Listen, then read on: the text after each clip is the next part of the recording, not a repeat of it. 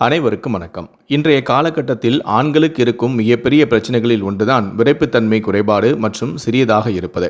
இந்த பிரச்சனையை சரி செய்ய ஆண்கள் எவ்வளவு வேண்டுமானாலும் செலவு செய்யவும் தயாராகவும் உள்ளனர். ஆனால் மருந்துகளின் வழியாக இதனை சரி செய்வதை காட்டிலும் உணவுகளின் வழியாக எப்படி இதற்கு தீர்வு காண முடியும், அதற்கு என்ன மாதிரியான உணவுகளை சாப்பிட வேண்டும், பயன்படுத்த வேண்டும் என்பதை பற்றி தான் நம்ம இந்த வீடியோவில் டீட்டெயிலாக பார்க்க போகிறோம். ஸோ முடிந்த அளவுக்கு இந்த வீடியோவை ஸ்கிப் பண்ணாமல் முழுமையாக பாருங்கள். இந்த வீடியோக்குள்ளே போகிறதுக்கு முன்னாடி இந்த வீடியோக்கு ஒரு லைக் பட்டனை ப்ரெஸ் பண்ணிடுங்க. நீங்கள் இதுவரைக்கும் என்னோட சேனலை சப்ஸ்கிரைப் பண்ணாமல் இருந்தீங்கன்னா மறக்காமல் சப்ஸ்கிரைப் பண்ணிக்கோங்க. கூடவே அந்த பெல் சிம்பலையும் மறக்காமல் கிளிக் பண்ணிக்கோங்க. சரி, வாங்க இப்போ நாம் வீடியோக்குள்ளே போகலாம். நம்பர் 1, வசம்பு. வசம்பு ஆண்களின் நரம்பு தளர்ச்சி, விந்தணு குறைபாடு மற்றும் ஆண்மை குறைவு ஆகிய பிரச்சனைகளை சரி செய்ய உதவுகிறது. மூலிகை மருத்துவத்தில் இது விந்தணுக்களின் எண்ணிக்கையும் தரத்தையும் அதிகரிக்க பயன்படுத்தப்படுகிறது. நரம்புகளுக்கு பலத்தை கொடுக்கும், நரம்பு தளர்ச்சியை குணமாக்கும், தாது பலம் அதிகரிக்கும், ஆணுறுப்பு நரம்புகள் பலப்படும். 2வது, கருஞ்சீரகம். ஆண்களின் பாலியல் ஆரோக்கியம் மற்றும் ஆண்மையை மேம்படுத்துவதில் கருஞ்சீரகம் முக்கிய பங்கு வகிக்கிறது.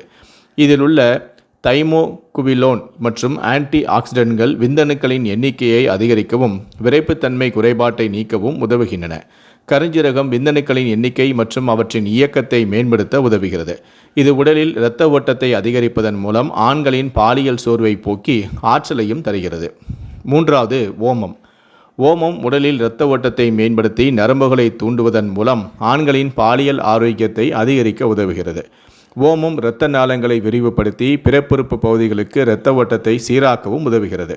பாலியல் தொடர்பான நரம்பு தளர்ச்சியையும் போக்கி உடலுக்கு புதிய ஆற்றலையும் தருகிறது.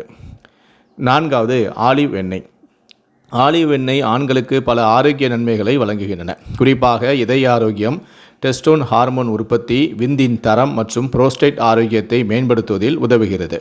இது இரத்த ஓட்டத்தை அதிகரிப்பது, அலர்ஜியை குறைப்பது மற்றும் டெஸ்டோன் அளவை அதிகரிப்பது போன்றவற்றின் மூலம் விரைப்புத்தன்மையை மேம்படுத்தி கருவுறுதலையும் அதிகரிக்கிறது. சரி, இப்போ நான் இதை எப்படி பண்ணணும் அப்படின்னு சொல்கிறேன். ஓமம் ஒரு 10 கிராம் எடுத்துக்கோங்க.